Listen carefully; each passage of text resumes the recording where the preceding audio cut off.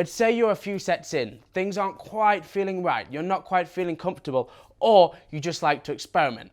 What are my recommendations with moving? First of all, I recommend leaving the fin if possible. The fin is a very, very complicated thing to understand and even to move and get to those exact numbers. I would suggest starting with your binding if you really feel the need to make a change. And the one thing with ski testing, it's very tough. It's very experimental. We can make general rules and guesses and ideas, but at the end of the day, it is down to you to feel it. Some general suggestions could be if you feel like the ski is a little bit too heavy, if you feel like it's almost plowing, it's turning well, but you can't quite get that ski to move and drive into that center line, maybe suggest trying your binding a hole back. However, if you feel like you're just stuck a little bit back, or if you feel like you're not getting that same swing off the second side, so you're getting that acceleration, you're getting that nice driving feeling, but you're not feeling connected to your swing, you feel a lot of slide through the finish of the turn, a lot of overpowering, then maybe that could be a sign to move those bindings forwards, allow yourself to get a little bit more connection, a little bit more balance on that ski. And again, like I said earlier, in terms of the fin, it is a very experimental thing.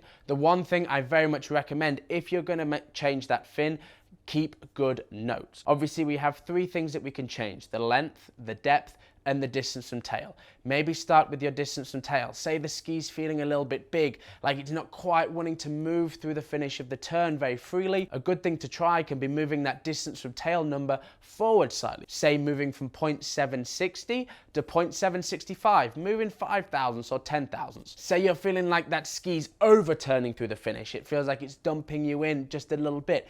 If you've exhausted all your technical problems, you've spoken to a coach, you've spoken to the HO customer service team, see if they can help, maybe try moving that fin back 5 thousandths. One more quick setting with this fin that's quite easily noticeable is dealing with that length. Again, very hard to make set rules, but if you feel like you're constantly braking at the waist as we're trying to turn in, especially for that offside, this can mean that you just have a little bit too much length in that fin.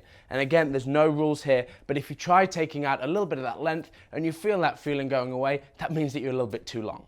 If the ski feels a little bit squirrely, like it's starting in very aggressively, it's a little bit of a wild ride at the start of that turn again, usually on that offsider I've felt especially, it can be a good idea to try adding in a little bit of length. Again, maybe just a little bit of a 5 thousandths and work your way towards the opposite feeling. So if you're feeling yourself breaking at the waist because you're maybe a little bit too long, take that little bit out, 5 thou, until it starts feeling a little bit squirrely. This can be a good way to work on your fin settings without getting too lost and knowing when you've gone too far. You can step it back and hopefully that is your perfect number. And again, there's an endless world of suggestions with the fin.